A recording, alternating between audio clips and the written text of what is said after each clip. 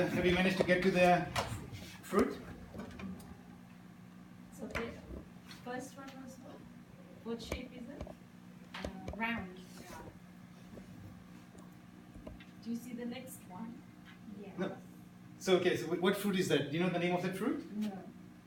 Anyone? Anyone can help? The two kids? Apricot. Apricot, very good. Let's give a round of applause for that.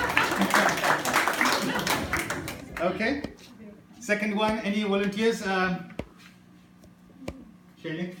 Rajeev, you are saying you have 2 or 3 years old, but the question go hard. That's the whole point. That's the whole point.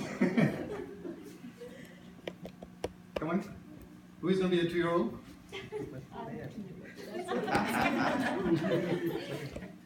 So now we have something different. Can you see the different thing? You mean here? Yes, that there. Okay. It's a different shape from the one before. What shape is this? Is it round? No, I don't know. It's long. Yes. And is it the same color as the first one?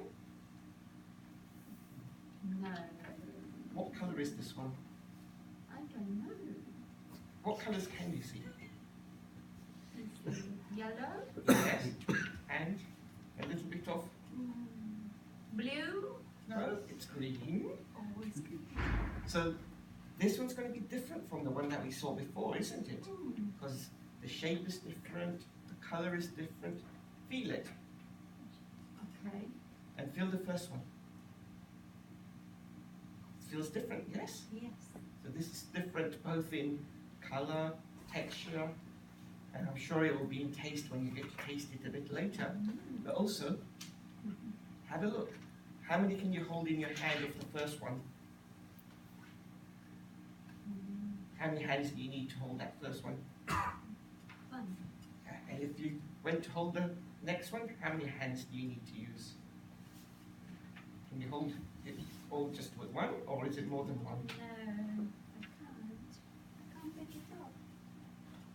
And if you were to put one in each hand, can you hold it? It's too big. Turn your hands the other way.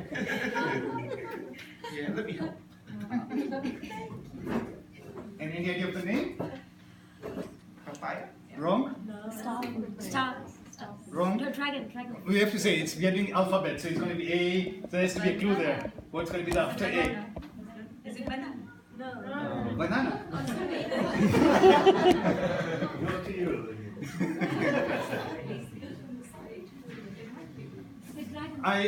Anyone who's got your mobile phones, take them out and type in a Venezuelan fruit beginning with B. Can anyone take out your phones and find out the name of this? A Venezuelan fruit beginning with letter B. It's a cousin of papaya.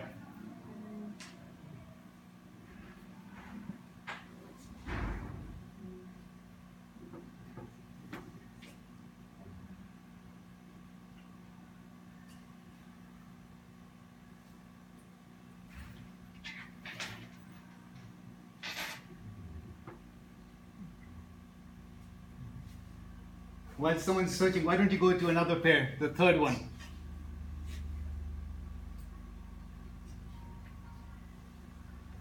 Who's gonna go? Third one? We have to ask the famous ones, the two naughty ones.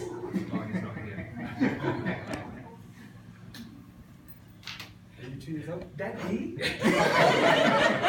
You might look like a daddy.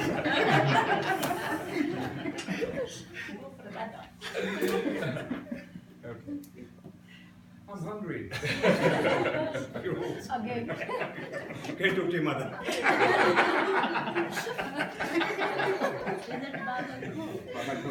So, can you see what this is? I see food. Are they looking at pictures or actually they've got the thing? Yeah, so first of all, the objective is to count and then name the fruit. Okay, so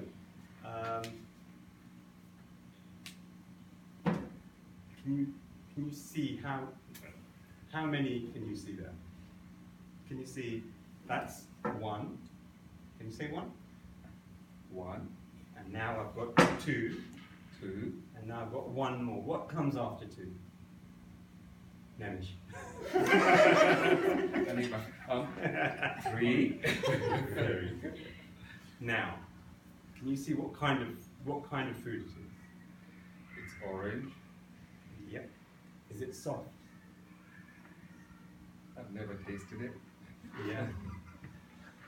You're facing them. It's soft. Can you see it's got lots and lots of seeds in the middle? Yes. Yeah. Can I eat them? You can't eat the seeds, but you can have the fruit. It's very sweet. All right, make it quicker. Is it a melon? Does that start with a C? Might be a cantaloupe. I was racking my brain. What's his spelling? Gujarati? Huh? Chibru, okay.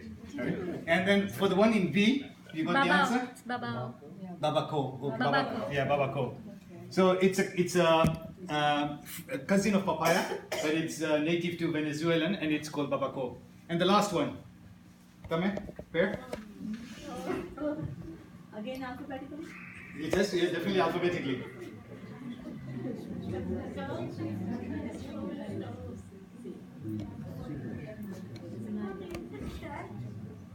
That's a fruit. Would you like to taste it? Okay, how many do we have there? 4. Oh, that's good. How do you feel? What sort of texture do you feel there? It's sweet. And is it quite spiky? Yeah, do you think you know what it is? Dragon fruit? Not quite. Looks like a dragon fruit, but not really.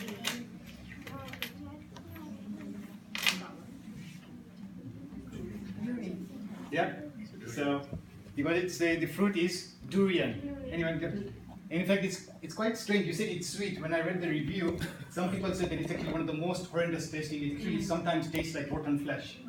So and some people like it and some people don't like it. I mean, I think a few years ago when we went to Singapore, they actually even on the metro stations, they said that durian fruits are prohibited on the metro station because of the smell. So, but it's such a fruit that some will like it and some hate it with passion. So, okay, so the point of this exercise is, what we have now found is that as young children, not only through letters, but this is how people have actually start learning and understanding. So, through just by using letters and counting, how the mind is just expanding and you're learning one thing. So we didn't just learn about 1, 2, 3, 4, but in that process we are learning more about the fruits, where they come from, and it's such a wide topic. So that's a theme of today's talk. Just through numbers, like let's understand more about the Jain philosophy and how the pattern is going to be. It's going to be going through one topic to the other topic. So we're going to be jumping around and learning more about the Jain philosophy, but through numbers. So it just shows that numbers are important and we can learn such diverse aspects from that. Now numbers, can you imagine how important numbers are? Can you imagine a world without numbers? I mean, everything has to do with numbers, phone numbers, time, date. Can you imagine a blood, when you get a blood report, isn't it very astounding that just a simple drop of blood, just literally one drop of blood, how much information does that give you? It will tell you about your vitamins, it will tell you about the sugar, if you've got lots of infection, it will tell you about that. So just one single drop of blood, and it's only one measure. It will have different measures. Protein is this many micrograms or milligrams, this has got that many. So just one single drop of blood, you analyze it and you can get a plethora of information just with that. And it's all through numbers. How much white blood cells do you have in them? How much red blood cells? How many platelets do you have in that? It's all a number of, and if the numbers are high, then that indicates an infection. If it's low, it tells the doctors different things. So all through numbers, just a single drop of blood. This is more closer to heart. Most of us here are Baniyas, accountants. So cash flow statements, balance sheet, income statement. If you look at the olden days, ledger, cash balances, people used to do accounts karwache. So we had our own spreadsheets way back then. So people all to do with numbers. Astronomy. Can you imagine that although we are used to numbers, astronomy again it's all to do with numbers, and although we might not use the conventional thousands and millions and billions, we now have to go a bit higher and say light years. So again, through numbers. Look at pi. Amazing. And it's just amazing how even this concept of pi came across. And in fact, there was a record that 22/7 is pi, and there's a record of someone in India, he's memorized 70,030 of these digits. Can you imagine? That's how much, it's a recurring digit. And what is pi? A simple concept that if you got a circle, the ratio of the circumference over the diameter would be the pi. So 2 pi r is equal to circumference. So literally pi would be circumference over 2r, which is the diameter. So literally you take any circle and you find the diameter, that ratio will always be constant, 22/7 or pi, 3.14. A phenomenal observation which scientists have come across. And pi is amazing. Pi is used for everything. Pi is used in finance, pi is used in statistics, pi is used in astronomy. It's just an amazing concept of how this number is used in so many diverse applications. All to do with numbers again. Another very common matrix is who is the richest man in the world. So again, we'll have a list. Money, it's all to do with numbers. 5 billion, 10 billion, 50 billion, who is the richest man? And in fact, this was quite common. I mean, when I grew up in Kenya, it was a very common thing to do. You go to social parties and there was a common thing to do. Oh, any networks ke klisha, ke klano ase? Any paso to gadi am che, nu garam che. We are so obsessed with this kind of numbers. What do you think how much this guy is worth? So, and that's even now in economics, you have the Forbes magazine outlining the numbers here. Look at numbers and everywhere. Biology, physics, chemistry, astronomy, economics. You got the periodic table. You got physics. All walks of life, you would be using numbers. And in fact, the fourth agam. So when we are 12 Jain agams, the fourth agam, Samavayang, it's all to do with numbers. So what the agam? In fact, that's the next slide. So this agam, actually there is an English copy. You can go into Jaini library, there's an English copy. All what it does is to explain Jain concepts and principles through numbers. 1 of this, 2 of this, 3 of this, 4 of this, and it goes on, and how you can actually understand more about the Jain philosophy just purely through numbers. So when we start, let's now start off with the numbers. So what will we start counting numbers from? 0. Good, 0. Okay, so let's look at 0. So one big fat 0. So rather than 1, we start counting with 0. Now 0 essentially means nothing. So right now there's something on the table. There's one thing on the table. If I now remove it, if I ask you how many things are on the table? 0 or nothing. But it's a very important concept. What does nothing really mean? Does nothing really, so if you say nothing, no thing or not anything, that means nothing means I cannot see it, it's not there. But has it really disappeared? Does it not exist anymore? It exists. It exists. So the concept of nothing or 0 does not mean that something does not exist. That's a very important thing to know. Because right now, as we know, both science and even Jainism says that anything which is present cannot be destroyed. Nothing can be destroyed. So when we cannot say something is totally 0, it's very difficult to say something is absolutely 0.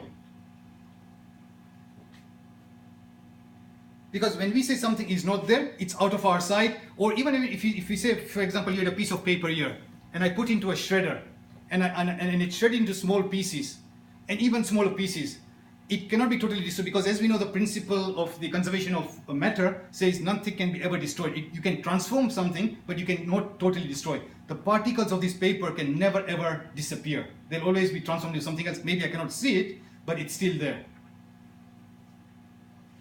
In fact, recently there was an exhibition in the Science Museum, and they were saying that 0 was actually invented in India. And they were saying that Aryabhat, an Indian mathematician, he's actually discovered this whole concept of 0. Now, let's look at the Jain universe. In Jainism, do we believe, is there any concept of like 0, that something just does not exist? Something ever does not exist. So even if you look at this space room right now, let's say we all leave this room. It's empty. It's nothing in there. Does it really mean that nothing is there? There's always going to be something, and even if something is not there which we cannot see with our eyes, you'll still believe that this air has got microorganisms, that we cannot see them. They are going to be particles of matter which you can't see. So according to my understanding, this is the Jain universe. And when we look at the Jain universe, that even all what the scientists portray, that all the galaxies and everything is contained within this Jain universe. And within this Jain universe, there's always two things which Jains say, matter or soul. These are the only two existent things which is there. So no matter which part of the universe you are, you can be talking of any distant galaxies or wherever you go, but you always find matter and or soul. Souls we might not see with the naked eye, so you could have microorganisms, ekindriya, beindriya, teindriya. So all particles of matter which you could see or you could not see. Like karma is particles of matter, but you can't see karmic particles. But they're particles of matter according to Jain philosophy. So essentially, in this entire universe, so you can never say that something is zero. There's just nothing existing. The closest Jainism, in my view, comes to zero is what Jain says. This is lok. This is everything is lok, universe. And what happens outside lok, Jainism calls it alok, the opposite of lok. And so this, according to Jain philosophy, is absolutely pure vacuum. Nothing exists here. Not a single particle of matter or not even a single soul. So what exists here is just pure space. There is nothing here. So not even, so if Bhagwan Mahavir was around here, they would be able to, through their foresight, be able to see see in the sense it's all empty space. But nothing exists outside. So in the literal sense, that's absolutely pure vacuum. But everything within the universe, you cannot say it's pure vacuum. There will be something or the other. So in my view, something which comes closest to zero is something, the Jain concept of alok. That anything outside this lok here is just pure space. Nothing existed. So even our Tirthankars, as we believe in Jain philosophy, they're the Chitchila. They're at the boundary of lok and alok. So even the Tirthankars cannot sort of go beyond here. This is alok. So this is the limit of the universe. And even when you say we go into Chitchila, Chitchila would be at the top, the boundary of lok and alok here. So that's basically just exploring the concept of zero, and also to realize that we don't, strictly speaking, like zero means it does not exist, it's not there. Yes, it's not there, I cannot see it, that's fine. One thing, two things, zero things. But the concept of, this is here and now it's not there or nothing, there's nothing here, nothing does not mean it does not exist. That's quite important to realize. Okay, so that's, any questions on zero? Okay, so now let's go to the next one. Number 1. Okay, so in this one here, let's look at some of the concepts here. First of all, let's look at this one here. 1 looks pretty much similar to I. 1 is I. And looking at the concept of I, it's been a perennial question amongst the philosophers of the past, Greek philosophers, even sort of Eastern philosophers. Who am I? That's one of the most kind of classical questions people have been asking. Who am I? What am I existing for? And the general, even there's a kind of a meditational technique, ko'ham. So people will just literally repeat that word, ko'ham, ko'ham, just trying to think, who am I? Who am I? Who am I? And essentially, if you actually even type soham into there's a very nice meditation which will come in YouTube, and it's literally soham. And so the response generally given that who am I? I am that. So I'm that. And what is that? So the more you ponder, according to the philosophies, that I am that means I am that Atma. So let's look at this concept of this one. If you're just looking at each one of us individually, who am I or what exists? It's just you. Because you could be going in a different universe. Suppose you were in moon. For you, nothing of this exists. Earth, nothing exists. Cars don't exist. Houses don't exist. It's just you. And suppose you are in absolutely a single person in a distant universe. So from that perspective, who am I? It's just you and your soul, just Atma. And then you could say, okay, you could use different words. Okay, ko'ham, soham, I am that. And what is that? That could have different meanings depending on your train of thought. That means I am soul, I am spirit, I am Atma, I am Chaitanya, whatever name you call it. It's a very complex thing. How do we substantiate what is Atma, what is soul? And eventually you will come there, because you will then come through your inference that I'm not the body, I'm the soul. And that's really the bottom line of the Jain philosophy. Really honing that. If someone asks, what's the one single fundamental, but I don't want to learn anything about the Jain philosophy or Eastern philosophy for that matter. Many philosophies believe in soul. but not the Buddhist philosophy. Buddhist philosophies don't believe in the concept of soul. So when they say Bhagavan Buddha achieved nirvana, nirvana means emptiness. So he is now liberated from earth, and what's happened? He's now gone into emptiness, shunyata. So Buddhism per se don't believe in, they believe in change, they believe in perpetual change, but they don't believe per se in a concept of soul, that there is an entity such as a soul which exists. So Hindus do believe in Atma. So again, so that's really the critical point, that if you remove everything else in the universe, that one single thing which exists from your perspective is my soul. Because right now you can say, oh, yeah, table shape, but if you go away, the table does not exist. But no matter where you are in your migration of your journey, always what's going to come with you is your soul. So that eventually is like that one thing. Now let's look at a separate, different concept. What does Jainism define as knowledge? What is knowledge? The definition of knowledge according to Jainism is knowledge of one is knowledge of all. That's generally how knowledge is defined in Jainism. Can you think about that? Is it really true? Knowledge of one, if I've got just knowledge of one thing, I've got knowledge of all. And knowledge of all means keval gnan. That means I've got absolute infinite knowledge. If I've got knowledge of one, I've got knowledge of infinite. Does that make sense? No, Chirag? Let's think about it. You take any item, take a piece of this. So I want to know what is this, Just one single item. I'll say, okay, first of all, I'll start with the color, I'll look at the shape, it's got graphite in here, graphene, then I'll say, oh, what is graphene? It's got carbon molecules, this, that, then other, you can go on and on and on. Someone can even do a PhD on this to find out what are the different particles of matter. But if I want to know this, then the next question is, this is a pencil, but this is not a pen. Oh, then what is a pen? And you can just go on and on. So if I want to have knowledge of one, I've almost got knowledge of everything else. This is not a soul, it's matter. Oh, then what is soul? And you can just go and on. So if you have got absolute knowledge of one thing, which means that if I want to have the knowledge of this, I also need to know that it is not chair, it is not table, it is not this. So by extrapolation, it's infinite. If I want to know about just this one single thing, I need to know about what is this and what this is not. And by definition, that means I've got knowledge of everything. I've got keval gnan. I'm absolutely knowledgeable about everything because I know what this is and what this is not.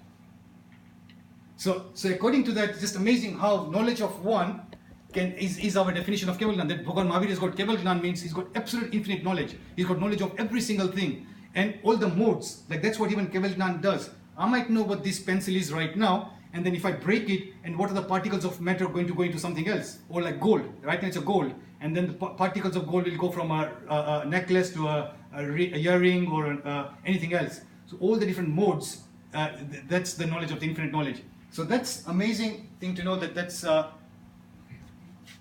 So knowledge of one is knowledge of all.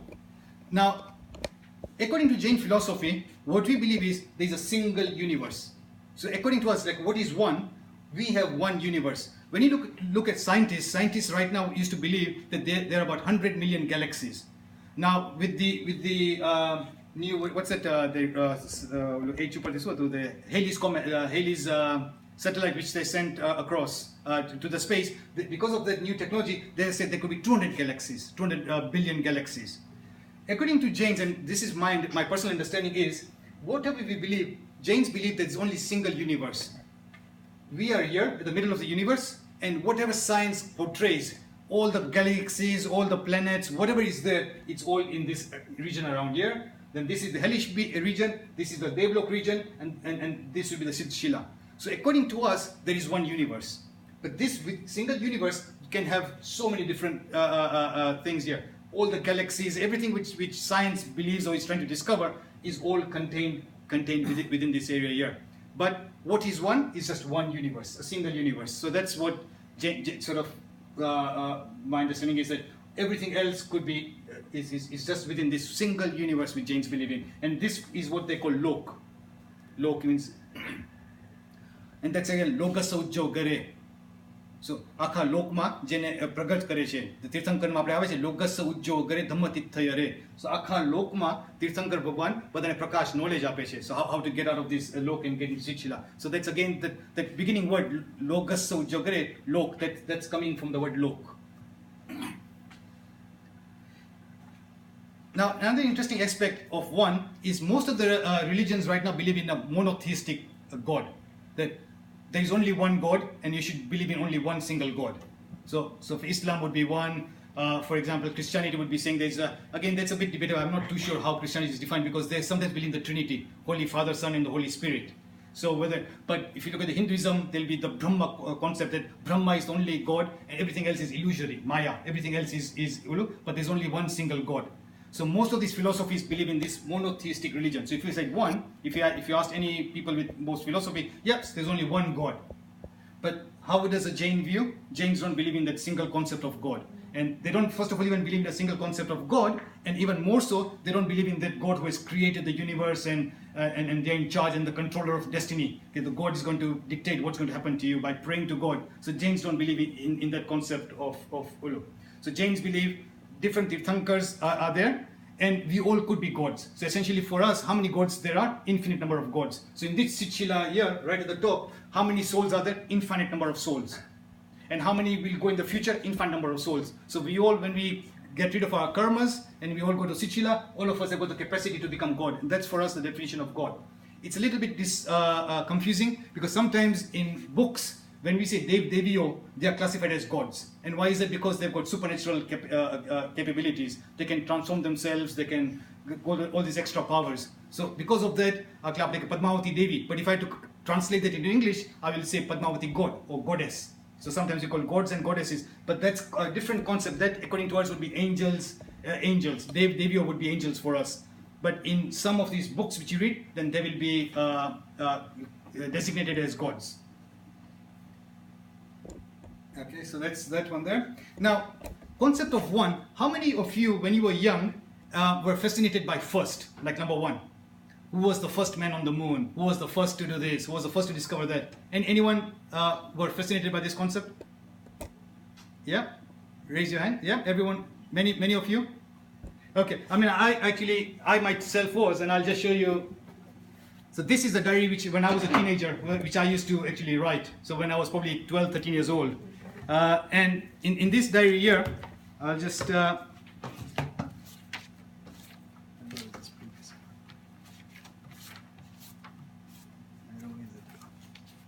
Okay, so for example, when I was the first dictionary was written by an Englishman called Richard Hewlett in 1552. The first UK census was this. The first telephone was Alexander Graham Bell. So all these things were kind of written by the fascination of first. Who was the first to do everything? So this is again a diary when I myself was probably 12, 13 years old. So in Jainism, when you look at the concept of, and even more so, that fascination of first still carried on. So even when the kids were being born, I maintained an Excel spreadsheet to write when was the first time they started eating, when was the first time they started walking. So I've got this Excel spreadsheet, which is even carried on. So about a 20-year history of an Excel spreadsheet of like some important milestones. The first time they did this, the first time they did that, or something like that. So this, even to today, I've got almost a 20-year a diary of different events. So it's amazing fascination of sort of important facts, or the first of something, and which goes on. So if you look at the Jain philosophy right now, what's the first of everything? Where does it all come from? It all comes from Bhagwan Rishabdev. So according to us, so we have got obviously Tirthankar Mahavir, which is the 24th Tirthankar. But if we say the first Tirthankar was Adeshwar Bhagwan, we essentially believe that the entire civilization, as we know right now, began from him. He's the one who taught Asi, Masi, Krasi. So who was the first to teach fire and food? Bhagwan Rishabdev. Who was the first person to Masi means tools? The first person to how to make tools? Bhagwan Rishabdev. First person to use weapons to defend yourself? Bhagwan Rishabdev. So everything, even who was the first emperor, the first marriage ceremony, the first of this, almost every single first, like even tap, Varsi tap, why do it when you do Varsi tap? Who was the first person to do it? Bhagwan Rishabdev. His grandson saying, Bhagwan has fasted, let me give him not arms. Because people what used to do was, when Bhagwan was fasting and in silence for many years, people used to say, oh, Bhagwan ekla forest mache, oh, tamne su joy che, should I give you some cow? Should I give you some ornaments? Should I give you this? People didn't have that concept. And then his grandson realized that my grandfather has been fasting for so long, maybe he's really hungry, and he gave that sugarcane juice. And that's when the concept of this has carried on. So according to our philosophy, obviously this is subjective, because if you then talk to the Hindus or some other people, they have their own version of things. But according to the Jain philosophy, everything of this first, the fascination of first, begins with Lord Rishabdev, the first of almost everything. Now, when we talk about that, who am I? Obviously, when I say when am I, the first basic simple question means I am the body, because that's the most visible thing. So essentially that goes to the next one, number 2. But we all know that I'm not the body. So according to the Jain philosophy, there are 2 things, Jiva and Ajiva in the universe. But let's just talk of the Jainism believes, if someone asked, like scientists are very curious to find out what's in this universe, what's beyond. According to Jainism, and that's how I understand Jainism, that if someone asks me that what are the different things in the universe, can you name 6 different things? And according to Jainism, I've got a lot of conviction that what Jainism says, it's quite true, that no matter where you went to Mars, whether you went to Uranus, whether you went to the sun, no matter where you went, there are only 6 elements in the entire universe. And by universe, I don't mean Earth, I mean the entire universe. Whether in the hellish beings, there are just 6, and Jainism says there are only 6 things which exist in the entire universe. And the 6 things are 1, 2, 3, so 4, 5, and 6. Yeah. So one is Jiv, so consciousness. So that's one thing which exists, Jiv. That's one of the 6 things we achieve. So consciousness is one thing. Then Ajiv, within Ajiv, then you go 1, 2, 3, 4, 5. So 5 and 1, 6. So these are the 6 things. What exists? Pudgalastikaya, matter, Pudgal. And that's how the word comes. Pudgal, Pulan and Galan, fusion and fission. So that's exactly what the word Pudgal means. And that's what chemistry does. All matters interact or break. That's a whole thing of chemistry. Something joining together, molecules, H2O. Molecules getting together, or you can separate them out, so that's Pudgal. All matter would be matter would come classify this. So whether you went into Mars, they've sent a spectrometer there to find out what are the different elements there. Everything will be particles of matter. Maybe they're not in the periodic table, which you found out maybe some other elements, but there'll be matter. It cannot be anything else. It just has to be some matter. Then let's come to this later. Then there's Akastikaya, space. Space is one thing. Kal is time, and then Dharmastikaya and Adharmastikaya. Generally, when people this means religion and anti-religion, that does not what Dharmastika and Adharmastika means. This is very similar to concept of what Einstein came up with, concept of ether. That how are things moving? How can some particles of matter move from here to there? So he said there has to be some substance. How can something move from here to here? And what Jainism has called this concept of Dharmastika and Adharmastika. Dharmastika means auxiliary cause of motion. That because of this matter prevalent in the entire universe, it enables motion to occur.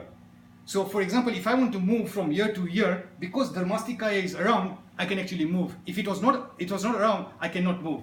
And a very simple analogy which they've given is like a fish in water. A fish wants to move in water, and if there's no water, even if the fish wants to move, it cannot move. So that water has become like a Dharmastika. It's become medium of motion. It does not cause the fish to swim. Fish can choose to remain stationary. But if the fish chooses to swim and move from here to there, then because of Dharmastika, it enables it to move.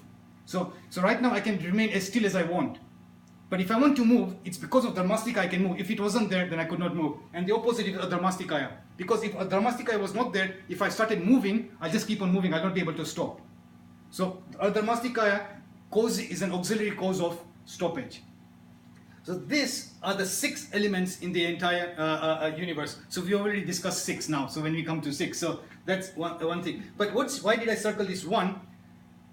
Pudgalistikaya sometimes could have particles of matter grouped together. So you can have one entity with lots of particles of matter. Dharmastika and Adharmastikaya is just one unit throughout.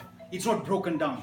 So you can say there's a particle of matter, there's one matter here and another matter here, and I can bring them together. But Dharmastika and Adharmastikaya, it's just one unit. It's almost like a blanket throughout. It's not broken down. You cannot say there's a piece of Dharmastika here and there's a piece of Dharmastika here. So Jains described that these 2 things here are prevalent throughout.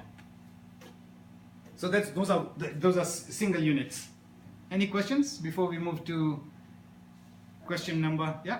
Where does gravity fit into Sorry, where does? Where does gravity fit into those definitions? So gravity, how does gravity? So gravity would be like a force, right? And the force would be, it's kind of an energy. So it's an energy which causes different things to sort of move. So that gravity would be, let's think about it. So gravity is energy. It's not consciousness, and because it's energy, so it would be like it's a force, kinetic energy. Yeah, again, I think it would be a result of matter, because what happens, gravity, you have a massive body, and because of that massive body, that's actually causing something to attract. So if you did not have that massive body, so like if you got Earth and you got other massive body and the moon, and so as we know that because of the tides, that gravity would occur. So it's because of that matter you're having that resultant force because of that matter. So it's a consequence of matter. Because even if you know F is equal to m1 times m2 over the distance squared, and then there's also F is equal to mg, mass times gravity. Force is equal to mass times gravity. So if I say what is G, G is equal to F over m.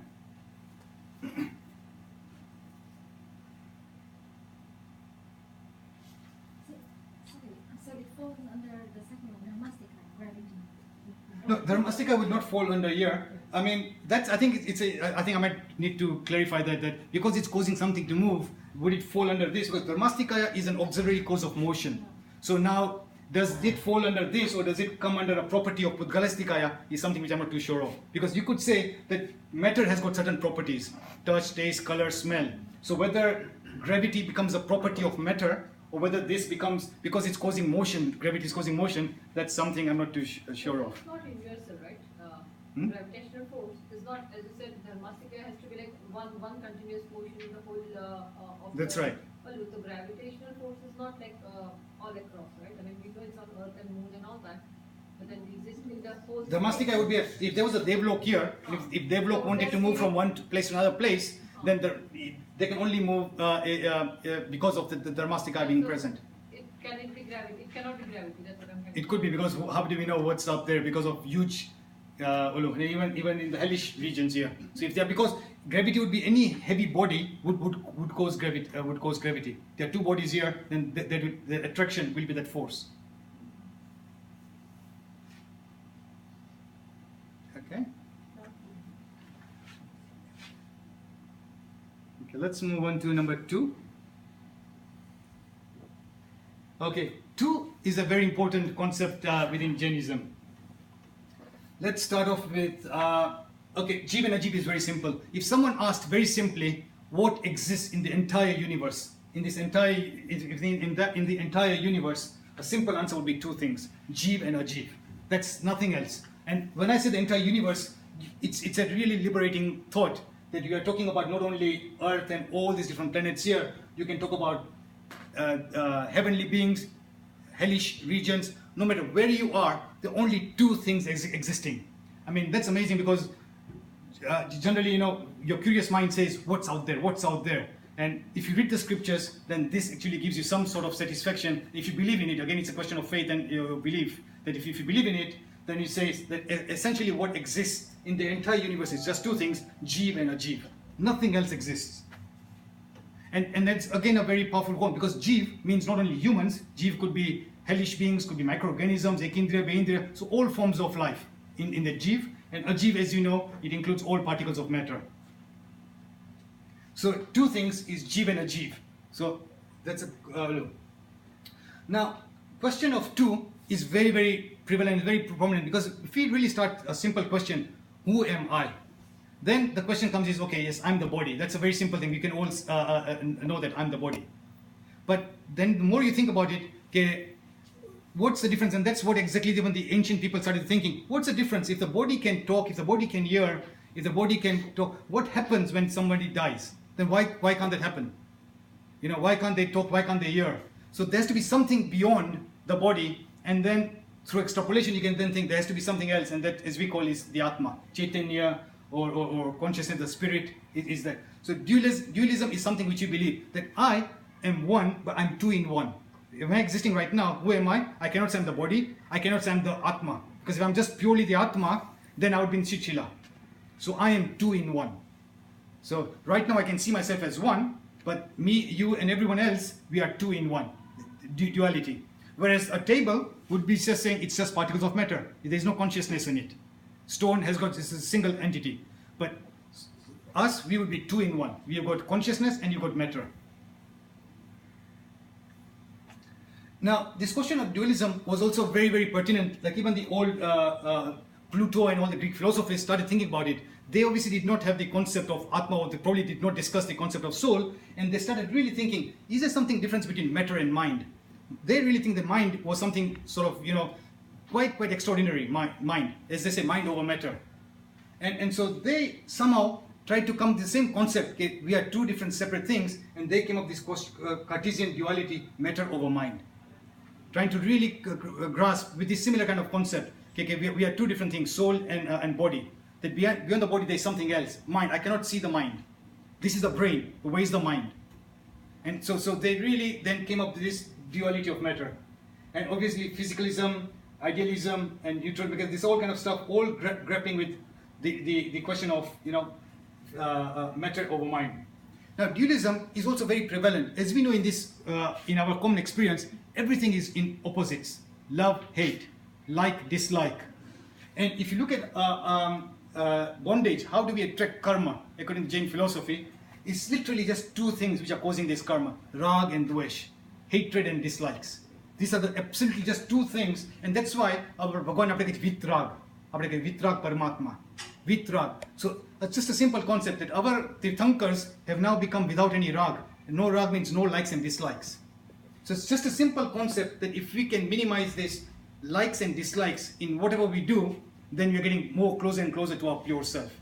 So two of this bondage of karma is just two things, rag and dvesh. When we talk of the four kashayas, we come later on, those are the ones which sort of cause different types of karma. But why do the karmas come to us? It's just literally of two things, rag and dvesh. Again, love, hate, good, evil, pap, and war. And this actually, when you have technical papers, papers on philosophy, they call this thesis and antithesis. So everything is thesis and antithesis. So that essentially means pap hoy to punya hase, peace to war, good and evil, love and hate. There's always these pairs coming along. Even in terms of balance. So we have two legs, two hands, 2 ears. God knows if you had two minds, what would happen? Would you have balance of mind? So essentially, that's quite common within this two of everything. If you look at karma, karmas are again classified into two main types: ghati karmas and aghati karmas. And a very simple. So obviously, as I said, as you can see, how we are describing these different things, we're jotting around. We're going from the universe to karmic theory. We're going to different concepts. And the objective is not to understand each one of them in detail, but to explain through numbers the different aspects of philosophy. So karma, ghati and aghati karmas, in a very simple way to explain that is that ghati karmas defiles the actual nature of the soul, whereas aghati karmas does not. And a simple way to understand that is, if you had a car and if it had the car was written off, that you cannot even recognize your car. Hamari gadi hati, it met with an accident, and it's been written off in such a way that if you saw the car here right now, you'll say, I can't even recognize the car. And so it's totally changed the whole nature.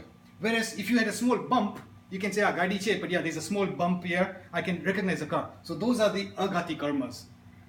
They don't distort the nature of the soul. The ghati karmas totally distort the nature of the soul. Either through wrong faith, you start believing in something totally opposite, or your knowledge goes away, and so therefore then again they'll be broken down into different aspects. But simply speaking, karmas are of two types, ghati and aghati karmas. Some karmas which totally defile the nature of the soul, so those are the most serious ones. So mohinya karma, which is the king of all the karmas, is something which we want to get rid of. So that's aghati karma. Aghati karma would be nam karma. Nambo saruche, status anuche. So nam karma, gotra karma, status in the society or status wherever you are. Ayushya karma, vednya karma, pain. Aaj mane dukhe cha, aaj na dukh, so vednya karma. So those are all aghati karma. Whereas the other ones are the ghati karmas. Obviously, two main sects of Jainism, Digambar and Swetambar, and then again many separate sects, but again two main sects within the Jain philosophy. Types of knowledge. this is quite interesting. Jainism says that there are two main types of knowledge. Eventually we'll come later that Jainism classifies knowledges of 5 types. Mati Gnan, Shruta Gnan, that's a bit later. But generally, types of knowledge is mediate and immediate. So essentially it means direct and indirect knowledge. And it's very, very exactly opposite of what we believe in. So when I say I've got direct knowledge, if I can touch through my senses, I say this is my direct knowledge. Okay, I understand this.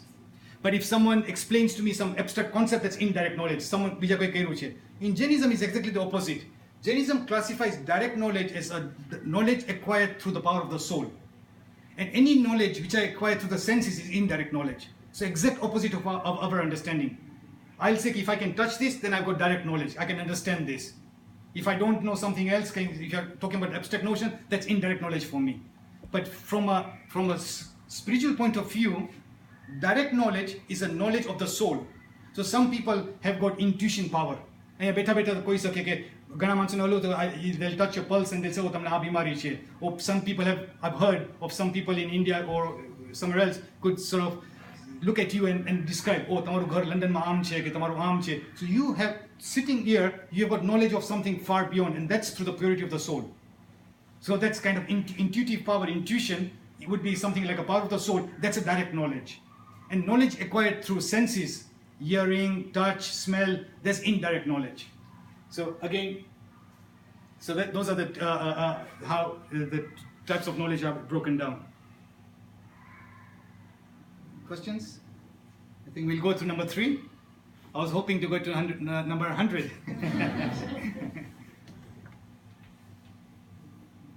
Any questions? Okay. 3 is a phenomenal number in Jainism. There's so many things which come under 3. I mean, and again, as I said, these are some of the things which I've just come up with. I'm sure if you, through your own reading or through your own self, there'll be many other things you can come up with, 1, 2, and 3. This is just a snippet of some of the things which I could just think of. So first thing is, where should we start off with? Okay, this one here. Jain believes that we've seen that there's a universe, a single universe. But આપણે કેટલા પ્રેયર્સમાં આવે છે ત્રિલોકના નાથ, ત્રિ જગત. So that these kind of words આપણે કહીએ ને ત્રિલોકના નાથ આપણા સ્તવનમાં પણ ઘણીવાર આવે છે, ત્રણ લોકના નાથ. So according to the Jain universe, which would be this one here, we believe that there are 3 parts to this universe. The middle layer, Madhya Lok, Urdhva Lok, which is upper region, and the region which is below. So this is the middle part of the region, the middle world, the heavenly beings, all the devs and devis here, and all the hellish beings here. So essentially we are saying, Bhagwan, you are the Nath, you are the Lord of these 3 worlds, 3 Jagat. So that's three parts to this universe. So we are here, Simandar Swami again would be here. So when we say, okay, Bhagwan Simandar Swami is in Mahavidya Kshetra, that all will be in the middle part of the universe. So that comes, even if you look at matter has exactly got 3 states of matter, solid, liquid, and gas. There's no other dimension which so far we've known that it all would come under these 3 things. So even when they send these rovers into Mars, they've got the spectrometers, they'll be looking at whether is there a liquid there, have I found water, or are there any gases there? So they'll take some particles of whatever it is, burn it and seeing what vapor comes up to find out what chemicals it's got there, or solid, liquid, or gas. So these are the 3 states of matter. Even look at electricity, a 3-point plug. Even if you look at the pylons, they've always got 3 wires here. And those are the 3, the live, neutral, and the earth. So again, amazing how nature and electricity is all to do with kind of 3. Even our plugs have got the 3-point plug. 3-point plug is, this is very common. The 3 jewels of the Jain religion, Samyak Darshan, Samyak Gnan, Samyak Charitra, right faith, right conduct, right knowledge. So that 3, and again, I mean, I remember Sadhi Shilapiji, last time when she came here, I think she touched upon this in her public lectures, and just talking about each one of them at ECTA Center. So you can literally expand on each one of them in so great detail, just on these just 3 things. And that's how the Dvata Sutra actually starts, that the path to liberation is through these 3 things. So essentially, what they're saying is if you want to get to moksha, just these 3 things will lead us up to there. Can you imagine just 3, power of 3, taking there. 3 pronouncements, Tripadi. This is again another phenomenal concept that what they say is when Bhagwan Mahavir was there, and when Gautam Swami went before him, and he before Gautam Swami was actually a Brahmin scholar, and he was not believing in any of these Jain principles, and he had some doubts in his mind. So when he came to Lord Mahavir, he actually came with a bit of arrogance, because at that time he thought that I'm the greatest scholar. There's no one else, and when they used to have debates, he used to actually win over all the other debates. So he's saying that, why are these people actually going to this some Lord Mahavir and not to me? And so he goes to Lord Mahavir, and sort of Lord Mahavir through his Kevaldan says, Gautam, come here. I know you got this doubt in your mind, and this is the resolution for the doubt in your mind. And then he is astounded. And then what Jains believe, that Bhagwan Mahavir told just 3 words to each of his 11 disciples, Ganadhars. Just 3 words. They are saying, what is religion? And Upne eva, Vigne eva, and Dhu eva. Just 3 things. Just these 3 things are what he mentioned to these 11 disciples. And just based on these 3 words, the entire agams have come up. So that's what they say. So all these agams and all the knowledge which you have got on all these agams have literally come up with these three words. And what does these 3 words mean? That what is life? Life is all about sustenance. So life is origination, destruction, and persistence. So that's what life is about. And what does that mean? Let's just take a simple example of gold. You can create a golden bangle. You can destroy a golden bangle and make it a ring. But throughout, the goldness remains there. The goldness does not go away. So persistence. So creation, destruction, and persistence. And it's such a broad knowledge that if you look at the kind of the Hindu concept, they believe in this origination and destruction. Lord of Shankar and Shiva and everything. If you look at the concept of Buddhism, they believe in this change. Something is originating, something is getting destroyed. Something is originating, something is getting destroyed. But they don't tend to emphasize a lot on the persistence. Or for example, what Hinduism believes in, Brahma. Brahma is the only thing which is existing. Everything else is illusionary. So they don't believe in change, the Hindu, or at least they don't portray. So Jainism says everything exists, everything gets destroyed, and in that process, everything subsists. So can you imagine that on these 3 words, Gautam Swami must have thought about this in such so detail that you can actually then start writing a whole agam on this. And it's not too difficult to believe that, because you remember what we started with earlier, knowledge of one is knowledge of all. So if I just thought about these 3 words, then your mind starts sticking. What did Bhagwan Mahavir mean? Oh, he meant this, he meant that, he meant that. And you can imagine how 12 volumes of agams were written just on these 3 concepts. So and that's what Jains believe in. These 3 words led to the creation of the entire Jain philosophy. Okay, 3. When you look at vows, then again the vows are broken down into 12 anuvrats, and out of them the 3 they are gunavrats: Digvrat, Bhogupvrat, Anarthadan Vrat. So I won't get into detail of those vrats, but again you can see where the 3 comes in there.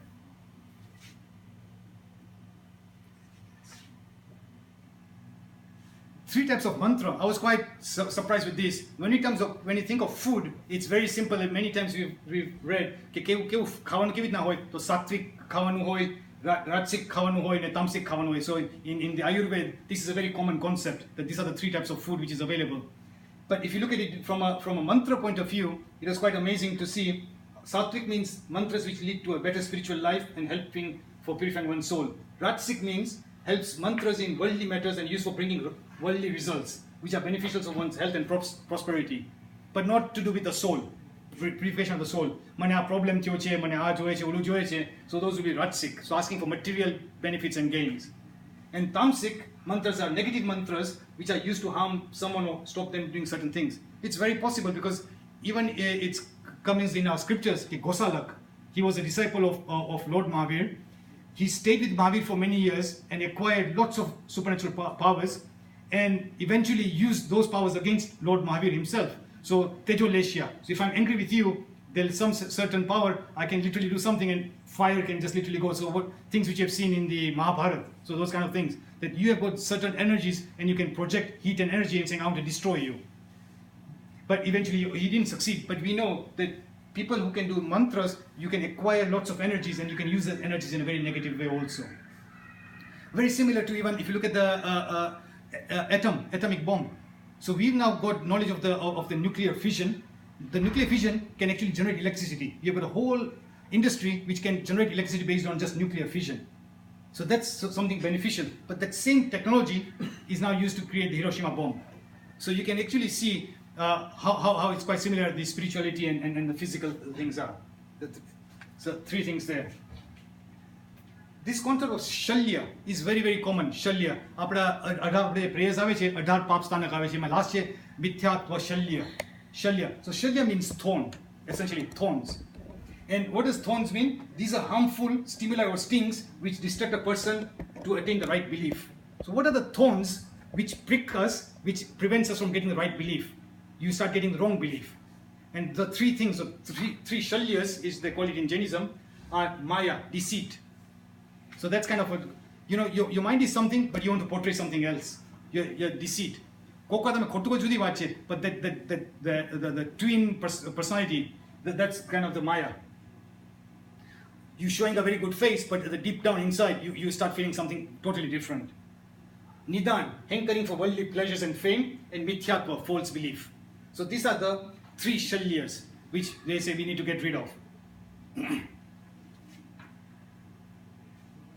Okay. I think it's 9:15, so I think we'll leave 4 to the next lesson. But this is the kind of the idea of what I thought was kind of interesting to look at the different aspects of the philosophy and then just to explore them through numbers. And that sort of makes it, and obviously there are certain things which might inspire you to learn more, and then you can obviously go around and learn and research them more. But it just really broadens your horizon of how much more we can learn about the philosophy just through numbers. Jai Jain.